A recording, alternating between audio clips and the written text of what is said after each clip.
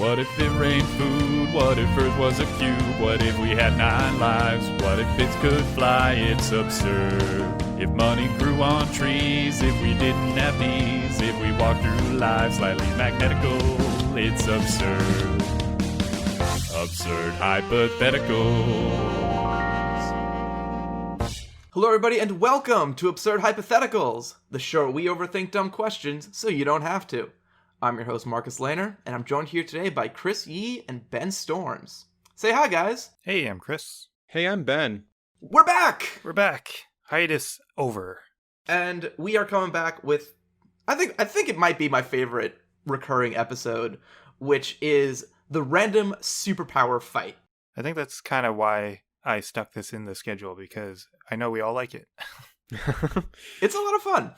So here's how this works. So there is a wonderful, wonderful website, powerlifting.fandom.com, which is basically a wiki of every single power, superpower ability from any show, movie, anime, history, like whatever. It's just overly comprehensive, overly nonsensical. And what we'll do is we will hit the random page button 3 times to get 3 random powers. We'll take those powers, create a backstory for a superhero or villain who has those abilities, and then we take them all to Central Park as our battleground, and we argue who would win a fight between these 3 characters that we've created. We've done it 4 times before, and this is our 5th one. Number 5. So if you like this one, you can go back and listen to all the other ones. So I think that pretty much covers it. So without further ado, I'll jump into the backstory for my hero.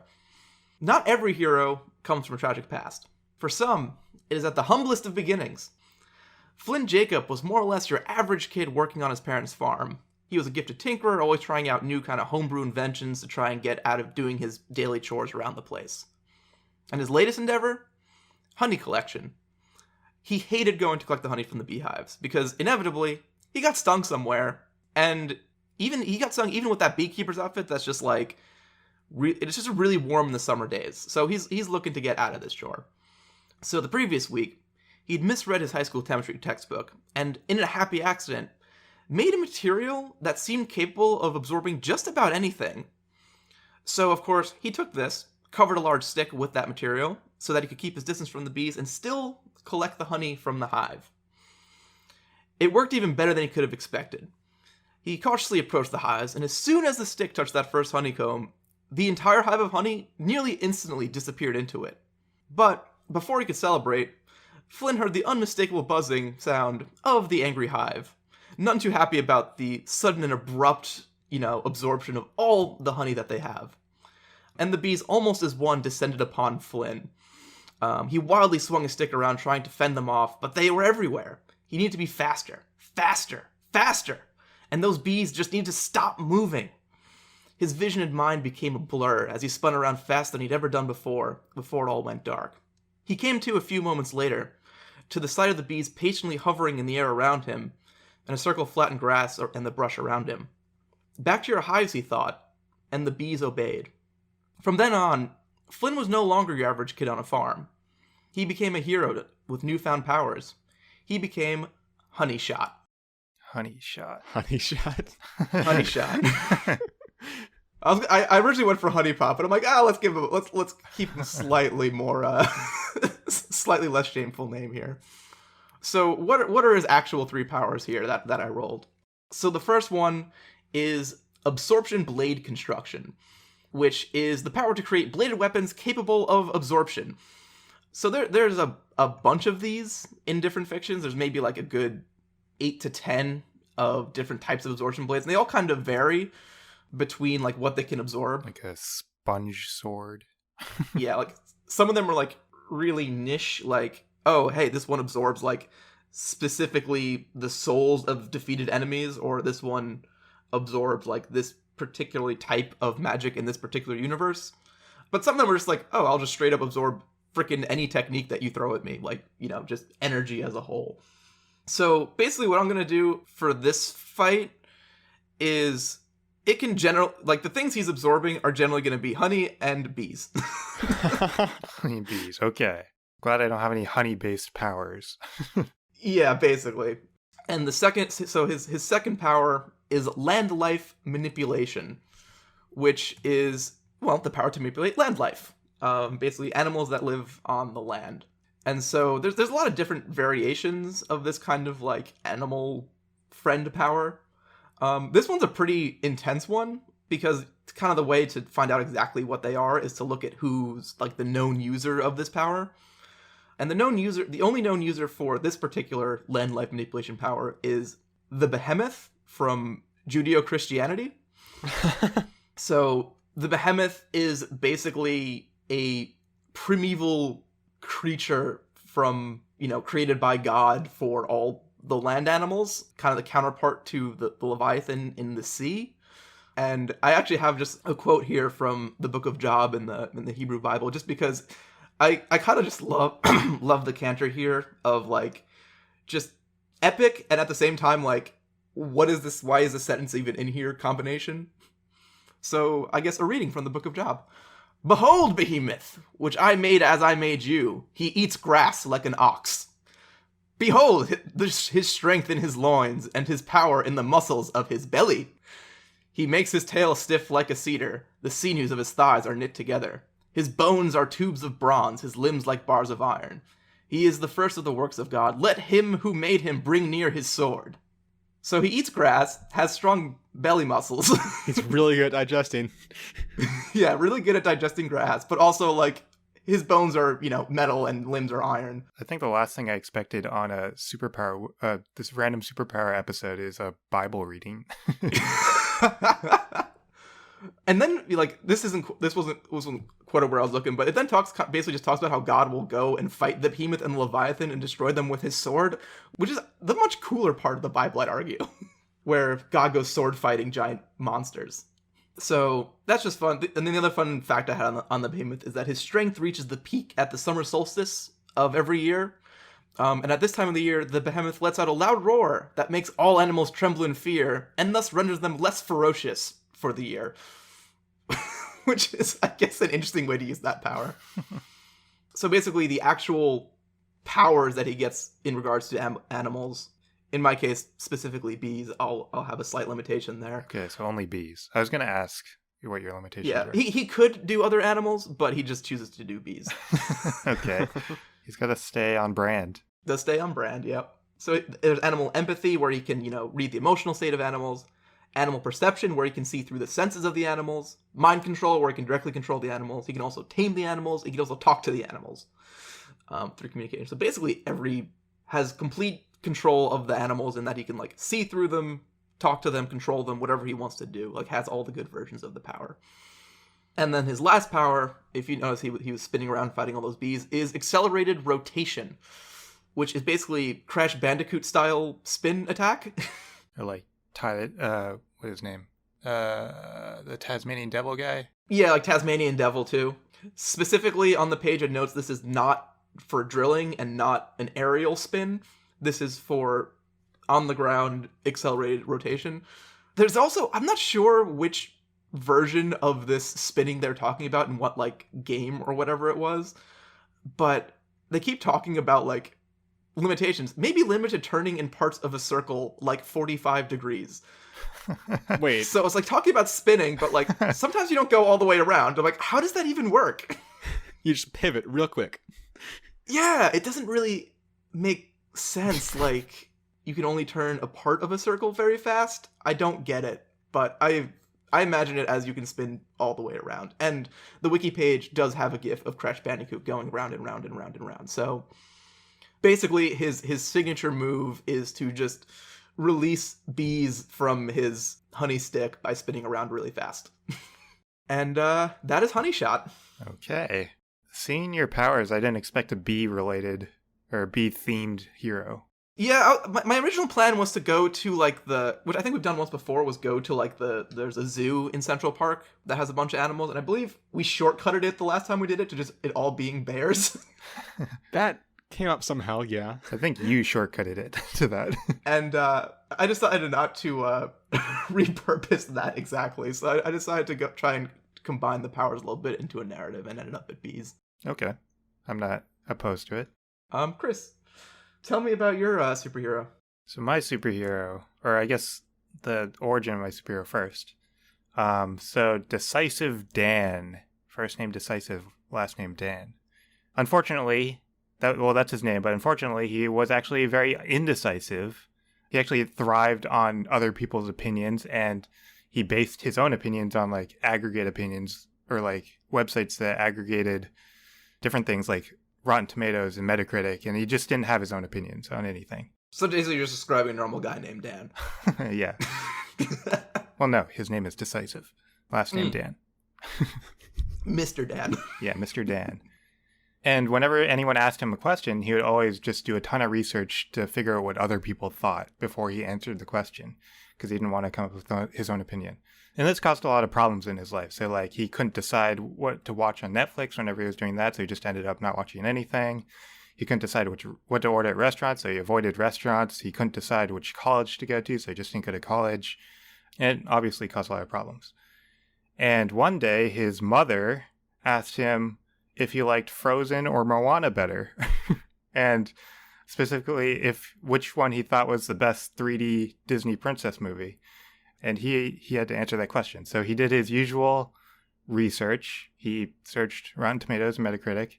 And he was torn because Moana has the better reviews. Moana has a 95 on Rotten Tomatoes and 81 on Metacritic, where Frozen has a 90% on Rotten Tomatoes and a 75 on Metacritic. Oh, the drama. But Frozen did way better in the box office. So it got basically double the box office. It got $1.28 billion in the box office, where Moana only got $690 million. So it did way better. And these conflicting things made it difficult for Decisive Dan to decide.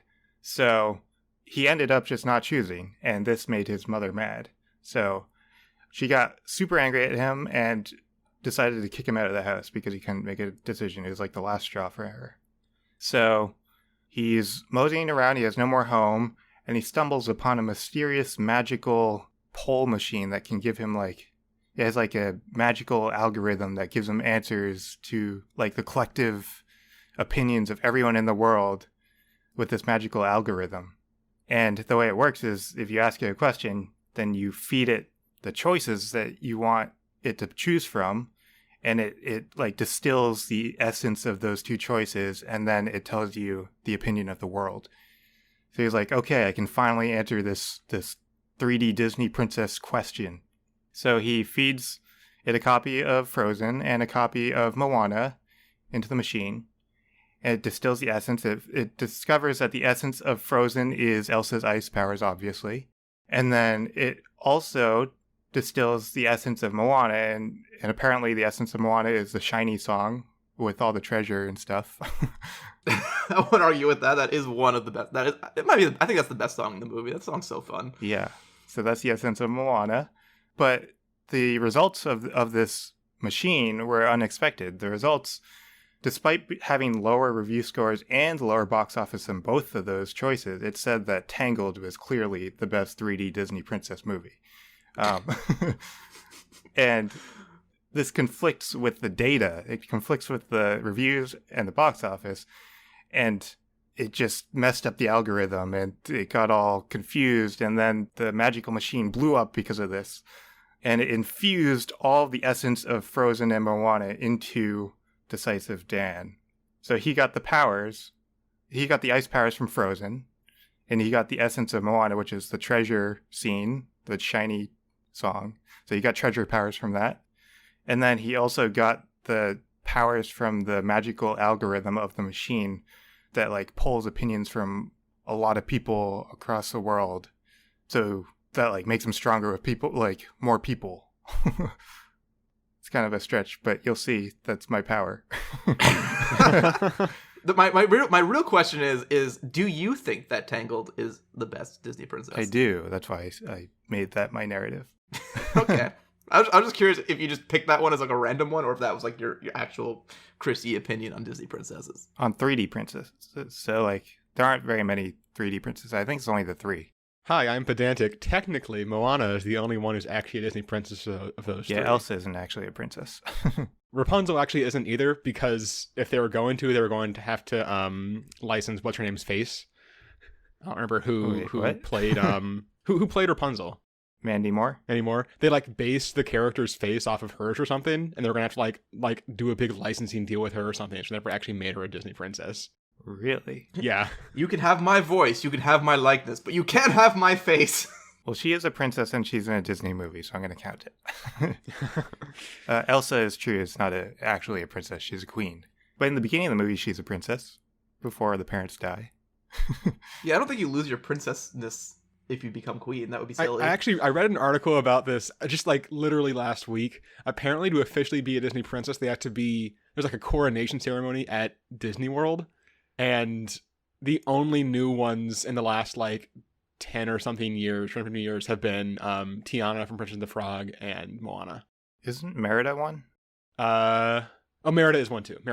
Sorry. So she's the other 3D one. I didn't count her. I don't really like that Brave. movie. So yeah, I didn't like that movie. Brave is pretty good. It was okay. It wasn't great. Anyway, my powers are, so from Frozen, she had ice powers, but it's specifically frozen surface. So I guess that means, or the description they say is the user can cause surfaces, often the floor, to emit cold/ice, causing ice/cold damage on anything in contact with them or the ice. So I don't know exactly, I don't think I can like shoot ice, but I can make surfaces emit ice. I don't know exactly what that means, but I'm just going to say I can make the floor ice. That's easy enough. And then my second power is treasure creation from Moana. And description is the user can create any form of treasure into existence. So I can just create like coins or gold or treasure. And then my third power is collective strength. And the description is the user's strength increases when they're close to others, especially those of the same species. The more individuals in a group, the stronger the user gets. So if I'm in like a crowd of people, that I get super strong.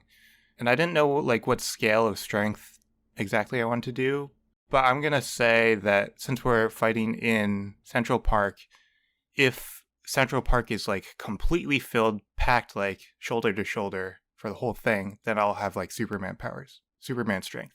And then like it scales down linearly. So those are my 3 powers. And I didn't say my name. Oh yeah, say your name, please. My name is Gallup Pollman. Wow. Wow. God. The latest Gallup poll shows that this name is bloop, bloop, junk. Gallup Pollman. I was going to say, I really like that under limitations on treasure creation, one of the ones listed is overuse will collapse an economy. Yeah, I saw that. So I have that power if I want to do that. I can collapse the economy. I don't necessarily know if that's a weakness. It's just an option It's I a have. threat, yeah. So yeah, that's my hero. Ben, what did you do? So Ted Bloom he worked for this small gardening company, where it's a very small company, not that many employees. So he actually pulled double duty as the supply chain manager and HR manager for this company. And all of a sudden, they started getting all these complaints from customers, a couple of different types. One, they were starting to complain about their plant just sprouting all these weird, like, glowing mushrooms, which they did not ask for in their gardens, their various plant installations. I don't know how you refer to, like, what is gardened, whatever. You get the idea. Landscaping. There we go. Landscaping. And 2, there was this one employee who they kept complaining about just because he had kind of like a weird menacing aura and like a long, very villainous mustache. And it was just kind of like a little like he was like, rubbing his hands together and doing little like chuckles to himself all the time. And people were getting a little, just, wigged out. And conveniently, it turned out that on all of the jobs that these weird mushrooms were showing up, he was actually working those jobs. So Ted called him into his office one day and was like, hey, we're starting to get some complaints. not gonna lie, the mustache is kind of weird. People are getting a little just freaked out about your whole vibe right now. And then the employee. Can you explain these magic mushrooms, please? Well, so he doesn't actually know that the magic mushrooms are him, but he has some suspicions. And the employee just like rears his head back and does like a big evil laugh and says, I've only just begun, and once my magical fertilizer is perfected, you'll see my true power. And then Ted is like, well, clearly you're misappropriating company property. We're gonna have to let you go. And it turns out this dude is obviously an evil wizard, who was, I guess, just moonlighting as a landscaper to ends meet. I don't know. People gotta work 2 jobs sometimes. The ultimate disguise. Yeah, But clearly, this wizard was not particularly happy about this, so he put a curse on Ted. And he said, Ted, you think you know everything that's going on. Let's see if you, can really handle knowing everything that's going on. And then cursed him. And then suddenly Ted was just overwhelmed with all of this sensation, and gets so shocked that he stumbles backwards and trips over an extension cord and falls onto a wheelie chair, which rolls across the room into a plate glass window that he flies through and lands in this weird glowing fertilizer he hadn't noticed on the warehouse floor. I don't know. Sure, warehouse floor. And then he kind of just blacks out. And when he wakes up, he has changed into Daisy Chain. That's actually it doesn't make sense to me yet, but I know what your powers are, and I love the name for it. So he realized he could do a few things. First, we're gonna go in order of weirdness, I guess. First, he had magical telepathy, which is telepathy, but magic, which is because of this wizard curse. Basically, he's telepathic. That one, you know how it works. We can read minds. That one, it's pretty straightforward. Second is flower attacks, which is the ability to release/use flower matter to do various attacks. It lists a bunch of applications that are all different cool sounding attacks, except that all of them end in of flower matter. Like release beams of flower matter, create bombs like explosions of flower matter. So, I mean, what is flower matter? Is it just flowers? I think it's just flowers. So you can create beams of flowers. It's specifically like, I feel like the flower itself is specifically just like, the actual flowering part. So it's not even, I was trying to figure out if you do something with like rose thorns, but that's not actually the flower of the rose. So I don't actually think this is that useful, except that Marcus has bees. Yeah, I was just thinking that, like, wait, unfortunate shit. for you, Marcus. My plan was really going to just hope that one of you happened to be allergic to pollen or something and sort of go with that. But I can at least like distract the bees, I guess. I don't know. But basically, yeah, I can just like fling flowers out of my hands. I spent a while looking for like really heavy or hard flowers. I did find a very heavy flower. The Rafflesia Arnoldi. Apparently the flower grows to about a diameter of about a yard and weighs about 24 pounds. They're kind of creepy looking. I don't know. So like, I guess I could throw that, but I don't know. I'm just going to say it's just regular ass flowers because that feels more fun to me. So I can just throw a bunch of flowers. I like how one of your applications is sword beam emission, where you can release flower blasts from swords, and I could shoot bees out of swords if I chose to do that. But I have a stick, and you have no sword. I have no sword. He's a middle manager. He doesn't have any swords. Come on. And then my final power is domino effect, which is the power to cause a systematic chain reaction starting from small occurrences to large effects. And before we started recording this, Chris was saying that he couldn't really like, it's a weird power and he couldn't really like, entirely wrap his head around it. What I eventually interpret it as is basically I can final destination something. So like I can kick off some like, ridiculous Rube Goldberg series of events that ends in like a tree falling down or something. I don't know.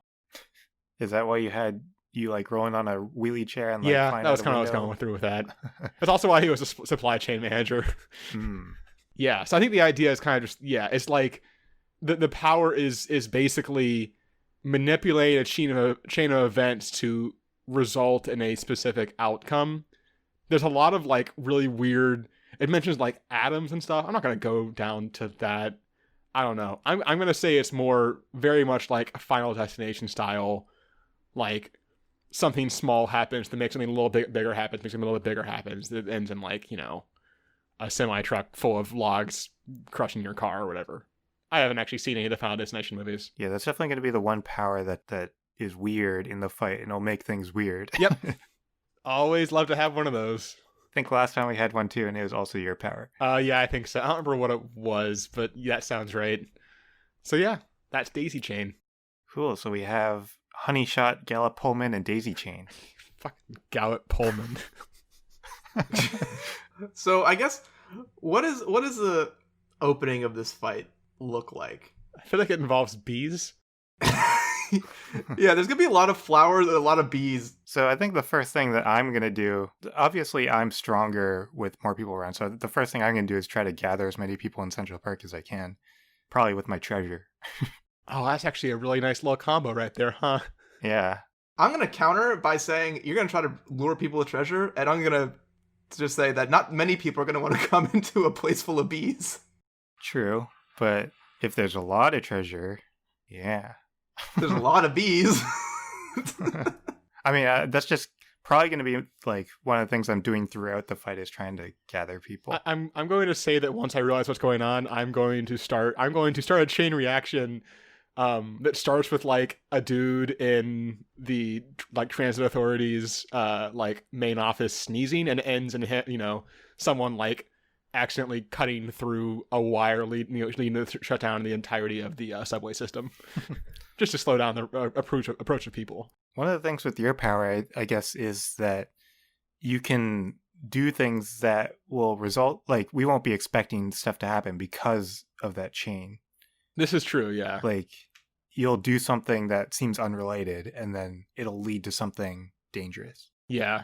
Actually, wait. Oh, never mind. I'll have to wait to know what you're doing because I am telepathic, right?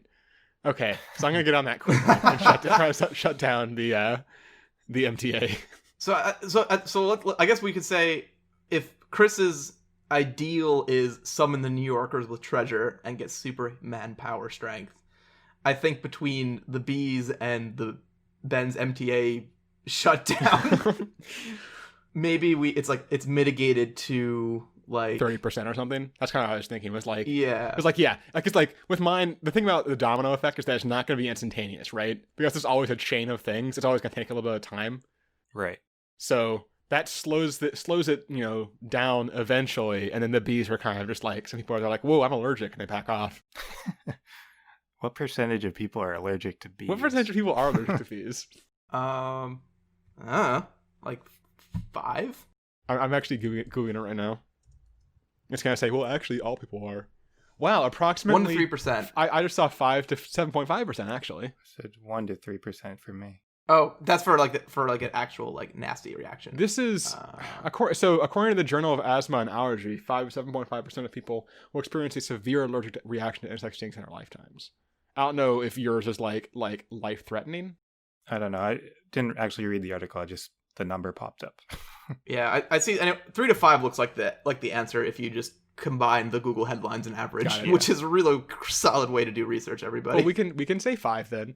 Yeah, we can say 5 people definitely won't be able to, or 5% of the people definitely won't be able to go to Central Park, and there'll probably be a little higher than that because people wouldn't want to go. Also, yeah, and then people will just see bees and be like, "Yo, no, I'm good." Even if they're not allergic, like they'll, no one wants to be stung by a bee. Yeah, it'll stop a certain amount of people, but it'll also encourage people who have grabbed a little bit of treasure to leave.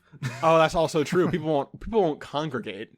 Oh, so we'll say that like at all times between the arrival being slowed down by the transit issues and then just the persistent cloud of bees, people are funneling in and out, but at all times it's like maybe a quarter occupied by people grabbing treasure. I guess I can make ice floor to make them stay a little longer. That's hilarious. Now, I want to point out that if you make the floor ice, you are giving me a very powerful domino effect weapon. True. So I think that is my win state, though, is that if I get enough people to get Superman strength, because neither of you have like anything to combat Superman strength. Is Superman allergic to flowers or like pollen? Probably not, huh? 5% chance. So it's just that'll be like basically my percentage of winning. And I don't know if there's any other win states for me. What else do you I do don't again? really see any. That's about it, huh? It's just really punching us real hard, pretty much. Yeah. Pretty much. I mean, for the treasure creation, I was imagining like I like when I create treasure, it kind of like shoots out of my hands, but I don't think it's like super high velocity. I think it's kind of like the same force of just like me throwing something. That's fair. You can like toss coins as effectively. Yeah, That's not ideal. so it's like sort of a projectile. I mean, I think if it comes down to just like a brawl, like you'd have a non-zero chance of winning. Like if you have strength on your side, and you can also probably make a nice like fanciful treasure sword to have a weapon. Oh yeah, treasure sometimes has swords in it. So if we take for a second, like, hey, let's say the strength is reasonable on Chris, the bees and the flowers manage each other, maybe like the focus of the flowers might be on distracting they the cancel bees. each other out. And now it's kind of just a brawl where the advantage that Chris has is that he's stronger. I have like honey and spin attacks, I guess is what I have on my side, and then Ben, you have telepathy and the domino effect to help your fighting. Yeah. So I think like in the long game, the domino effect feels powerful, but in the short game, it's not. Yeah, domino effect kind of puts like a timer on us to I was finish the thinking fight that like maybe fast. at the start of it, I basically tried to set up something to like drop a satellite on Central Park or something, Okay. but I don't know if there's a less ridiculous way to do that. Yeah, it also has to be like something where you have a reasonable way of starting the chain. Like dropping a satellite would take some stimuli that you put in to make its way to like NASA in Texas, and then make it into seems space pretty and then tough. destroy a satellite. Yeah. So it'd take a while. I don't know what's more localized. I do think generally I will be stronger than both of you throughout the fight because there will be some people around. Yeah, that seems fair. Yeah, so we're basically like strength, speed, and tactics are our three strengths. Mm-hmm. Yeah. And I think gradually throughout the fight I get like stronger and stronger. Wait, I just realized. Okay, so there is a 5% chance that Chris / I each like individually just lose because we are severely allergic to bees. That's true.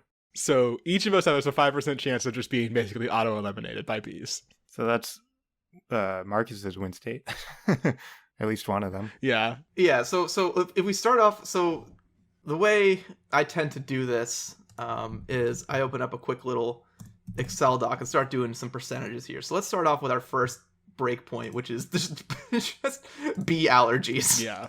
So 2.5% of the time, right? Or wait, no. Wait, hold on. No, it's 0.25% it's of the time. 0.25 is you're both allergic.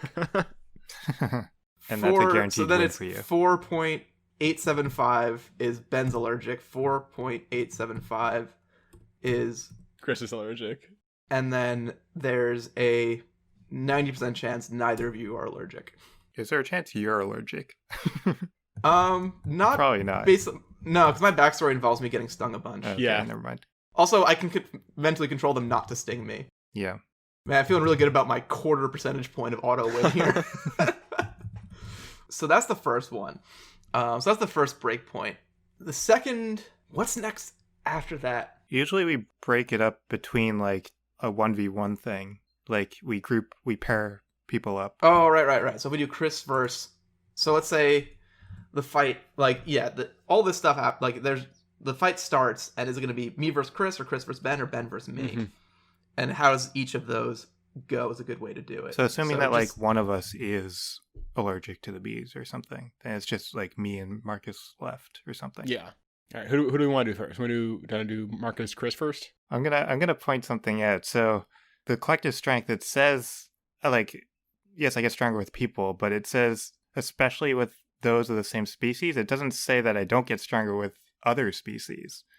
Does it say people? It's just to less effect. It just says others when Yeah. in a group. Hold on. So theoretically, I get stronger from your bees, just not as strong as from people. I will say that it seems like in most of the like known users and stuff, it looks like it is generally like kind. That is true. I mean, yeah, we can just stick to that, I guess. Yeah, I don't think my bees make you stronger. That seems a little bit. I mean, wild. if they make me stronger, they make me like marginally stronger. Because they're still just bees. Yeah, because they're just bees. Yeah. All right, so if it's me versus Chris, so Chris has the strength, I have the spin attack, and I guess like his frozen floor and my honey generation maybe cancel out because I can make my feet sticky or his feet sticky, and he can make he can make either of our stuff slippery. So kind of just as we're, fighting stick versus sword or whatever, it's going to be like, oh, hey, we're both trying to trip each other up with ice and honey, respectively. I think I give Chris a slight edge, though, because I think my spin attack is less effective if he's just strong enough to, stop it. Yeah, seems fair to me. You'll have some momentum, but I think I could handle the momentum. I also feel like if you're, spin attacking and he frozen surfaces under you as you do it and messes up the friction, it's going to really, screw with you. Yeah, you'll be sliding around. Yeah, so, 65-35, maybe? Yeah, that sounds reasonable that's to me. fair. Okay, so now me versus Ben. So now I die from the bee stings. Yeah, or just me hitting you real good in the head with my stick. Yeah. So it's basically, can I outlast you long enough that I get you hit by a bus or something? Yeah, so you have the mental telepathy, which helps. Yeah. And you counter Although I his am bees. mentally connected to all these bees, does the hive mind help me against your mental telepathy? It's magical telepathy. Excuse me. Magical Well, telepathy. the bees are distracted by the flowers. Yeah, and the bees are distracted by the flowers, and that I think it's I have to directly control bees. The bees that I'm not directly controlling are definitely going they're after all the going flowers. after flowers, yeah. So that distracts you a little So bit. I'd have to focus on the bees that are coming at you, which you could then probably mentally read that part of it. Yeah. God, it's such a weird It power. feels kind of 50-50. It feels kind of 50-50, yeah. It's pretty close. Because if you it's just if you can get close enough to me to get a couple good wax on me. Once again, this dude's a middle manager. He's not going to hold up in a fight. It's all avoidance. Yeah, at least I grew up on a farm. Then I got some percentage points there. Just Oh, yeah. ruggedness. Yeah, exactly. All right, now Ben versus Chris is the last one here. The frozen surface, I actually feel like is a decent problem because I don't have any way to counteract it. And a lot, if I'm trying to mostly do avoidance, that's a pretty big handicap if you can land that. It does enable your chain thing though a little bit. It does. I'm just trying to decide if you can trip me up with freezing the ground and get me down and get on me quickly, I won't have time to actually take advantage of it, right? Yeah. So the question is really, can I avoid that? I guess I also know if you're gonna do it because I'm telepathic. Right, yeah. So you should be able to see my moves ahead of time. Yeah. I mean, if I can get a hit on you, I think you're dead. Yeah. Oh yeah, no question.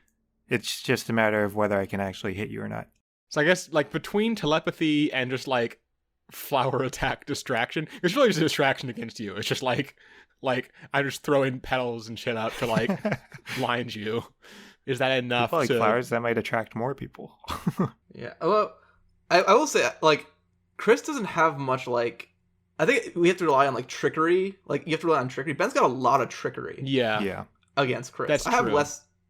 I have some trickery, but not a lot of trickery. Ben has a lot of trickery. Yeah, I think it's pretty close between me and Ben, but Ben has a slight edge. Yeah, because it'll be difficult for me to hit him. Right. Yeah, that's fair. 60-40, 40? 55-45. I was between 60-40 and 55-45. So I don't know. What are you feeling, Chris? I don't care. Either one of those sounds fine. We'll go 60-40. 64. This is gonna be a fucking tight It is. one, I'll It's tell you. a close fight. Also, I have to make sure I do the math right on adding fucking allergies. All right. Calculating. Wait, what is the situation where it's just me and Ben? What happened to Marcus? What's the percentage of that? Oh yeah, that will We happen. need that. I guess. Well, it would then be the other fight. What? Well, no, but how often does that one happen? We don't know that. Yeah, so it happens me and Marcus happens if Ben gets stung and he's allergic. And there's a percentage of that. But why does what's the percentage of me versus Ben happening? Oh, I split it ignoring the allergies, which I'm gonna do a little separate. I split it 1/3 of just who we fight up against, because we don't none of it. I don't think we have any particular reasons to fight one over the other in this one. That's Okay. fair. Yeah. So I just put equal odds of the fight happening between those two. Actually, I would say that I think Chris going down first is maybe a little more likely, because if I focus my flowers on him and then Marcus focuses the bees on him, it's gonna be a real bad bee situation. Yeah, if you guys team up, then you could defeat me pretty early. Yeah. So if it's a 3-way brawl, I think it's more likely Well, you have that to it gets. coordinate. If you guys decide to team up, then Mhm. I lose. But you have to make that decision. so I'm now adding a 3-way brawl here. which I'm just going to put them all at a quarter percentage happening. And then it's going to be... So Actually, me I think versus that's you is true of even, it. Ben? I think that's true of any team up, though. Like, if I decide to team up with Marcus against Ben, then Ben loses. I think there's a chance, though, if it is just like not a team up situation, that because Marcus's and my powers kind of just naturally synergize, that if we're all kind of just fighting, you wind up with the worst of it, Chris. Okay.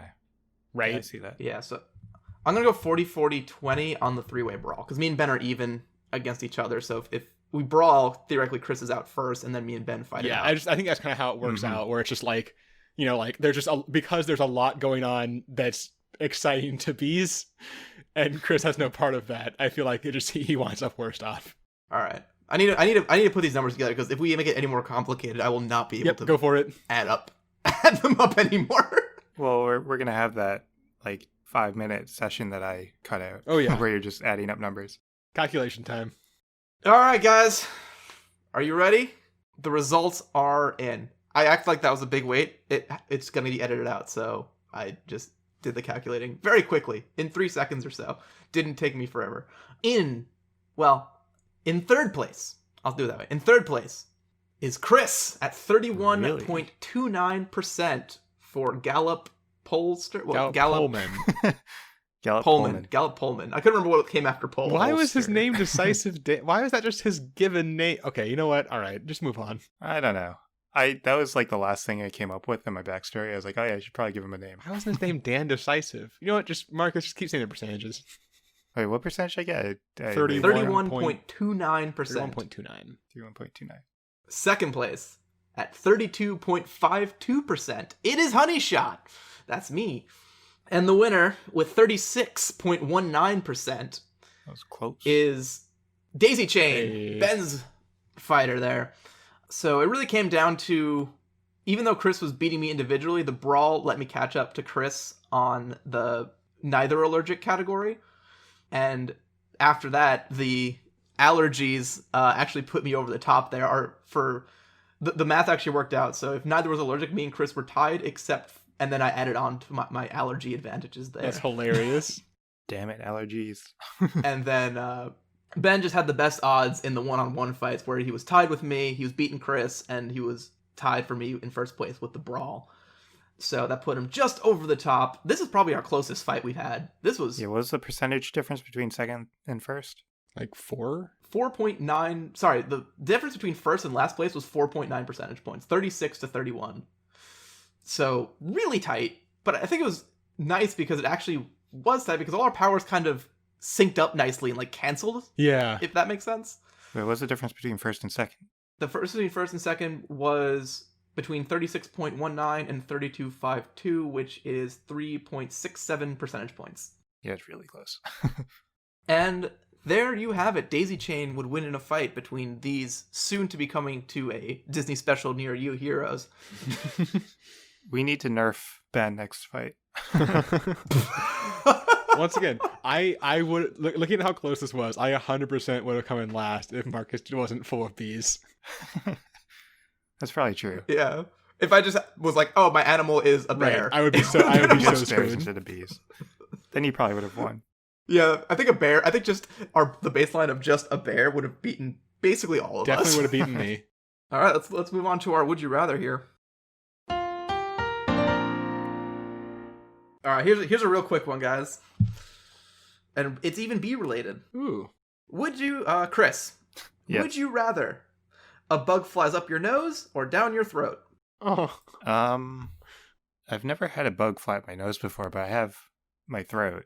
It wasn't pleasant, but I feel like up my nose would be way less pleasant. I accidentally ate a fly once. I distinctly remember this moment. Only once? Well, I mean, okay. There's one I distinctly remember at least. I was eating a Lunchable, and I had one of those slices of cheese, and a fly landed on it right as I was taking a bite, and I ate the fly.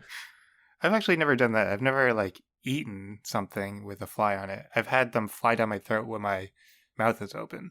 I don't think that's ever happened. It must have happened to me at some point. I run. Or right? I was breathing in and it went down my Right, throat. yeah. I mean, I never had, I don't remember a specific experience where I've eeaten a bug, but I do make it a habit to statistically eat 8 spiders in my sleep a year. Mm. I can't even imagine a fly going at my nose. I'm honestly much more concerned about a fly going up my nose than a fly going down my throat.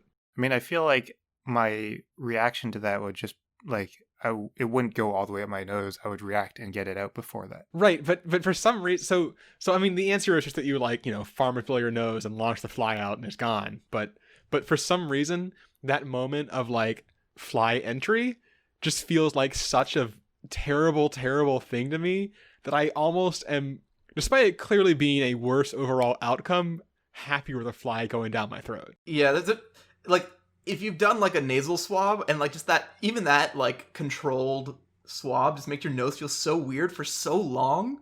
You just like feel it in your nose for like all day. At least you swallow it. You're like, oh god, I just ate a bug.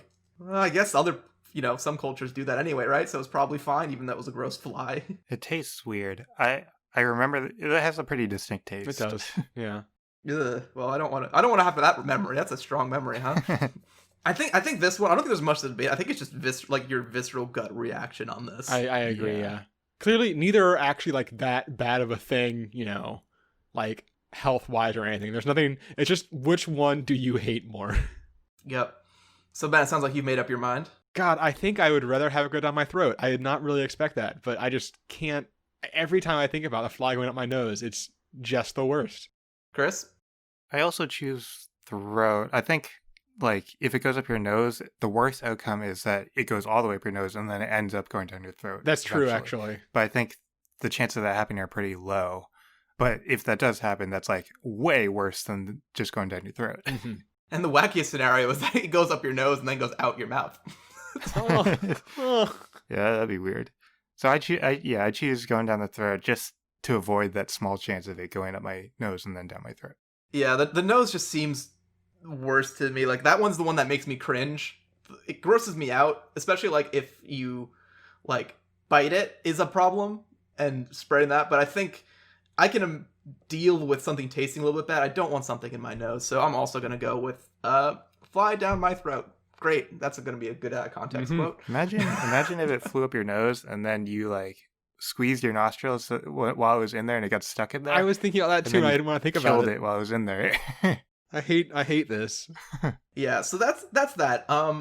So if you want us at Absurd Hypotheticals to put this to the test, we're running a promotion right now on our Patreon that if we get enough subscribers by the end of the month, we are going to have Ben try these two out and report on us which one is actually better or worse. Yeah, snort some flies. So if you go to www.patreon.com/absurdhypotheticals and click on the Become a Patron button, it's just $1, and then it's one step closer to Ben putting bugs up his nose, and that would be just the best. So go ahead and do that. Y'all, we're gonna need enough patrons to pay for my therapy after this. Yeah, that's the threshold of the costs. We have to get enough patrons that we can pay for Ben's therapy, and Ben will need some money to go find a new podcast to work on and a new nose. Just this one doesn't work anymore. Yeah, it's like I want it to look the same, plastic surgeon. I just don't want to have a fly. I just don't want this one. Same model, yeah. New one. Just install a protective screen in the nostrils so no flies can get in. But yeah, again, www.patreon.com/absurdhypotheticals. But in any case, join us next week where we answer the following question. What if all cows disappeared?